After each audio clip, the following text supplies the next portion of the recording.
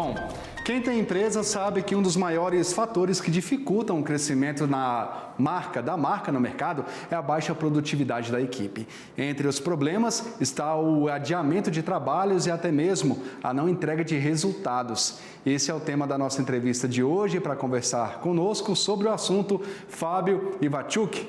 Boa noite, Fábio. Seja bem-vindo ao nosso jornal. Fábio, a gente tem uma empresa, está lá andando muito bem, mas aí de repente o negócio começa a ficar parado, a gente pensa que é o produto, pensa que é alguma questão ali de administração, a questão administrativa, mas quando vai ver, pode ser que seja funcionário, né? Boa noite. Boa noite, Márcio, tudo bem? Exatamente, Márcio. É uma discussão que acontece muito hoje, principalmente com a volta do trabalho presencial, né? Na época da pandemia, muitas empresas adotaram o trabalho remoto, e a principal reclamação das empresas foi a perda da produtividade. Então, quando a gente olha para alguns indicadores, a gente vê que uma produtividade brasileira que, comparado com outros lugares do mundo, já não era melhor. Hoje, no pós-trabalho remoto, ela ficou um pouco mais afetada.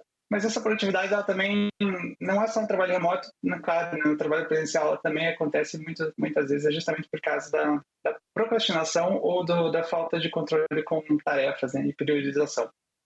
Fábio, a gente está falando sobre produtividade, aí nesse caso a gente tem que levar em consideração que quando uma empresa oferece um bom ambiente para o funcionário, ela também consegue bons resultados, né? Então isso também tem que ser levado em consideração, né? Você comentou a questão da pandemia, que as pessoas começaram a trabalhar de casa. Será que em casa algumas não têm uma produtividade até melhor do que está na empresa?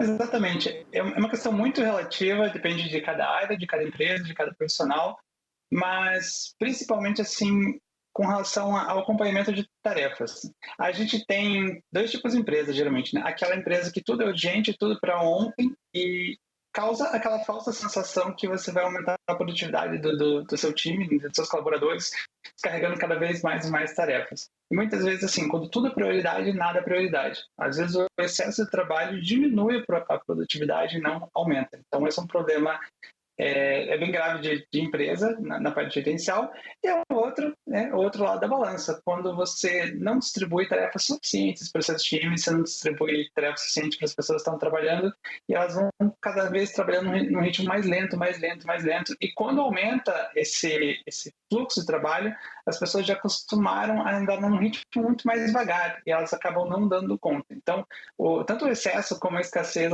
elas podem ser um fator direto no problema da produtividade.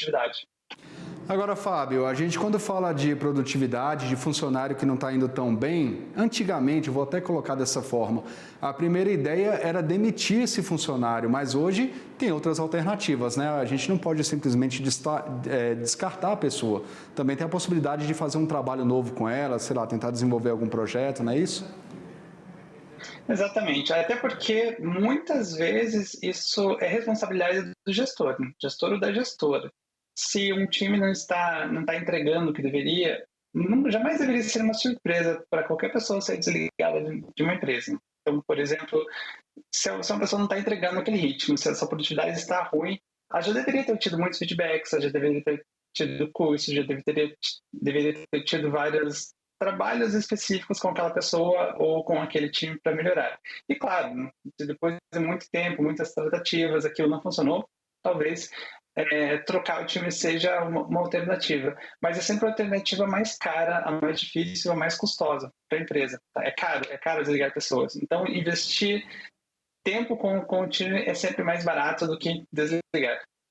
Nesse caso, Fábio, é melhor investir em humanidade, a humanização dos funcionários. No caso, então, se uma pessoa não está indo bem, também não é o momento ali da empresa dar um suporte, talvez um psicólogo, talvez também ver alguma questão pessoal que a pessoa tenha. Às vezes a pessoa não está necessariamente procrastinando ali o trabalho em função de que ela seja assim, ela está passando por um momento difícil. Então, nessa parte também, a humanização também é importante nesse sentido.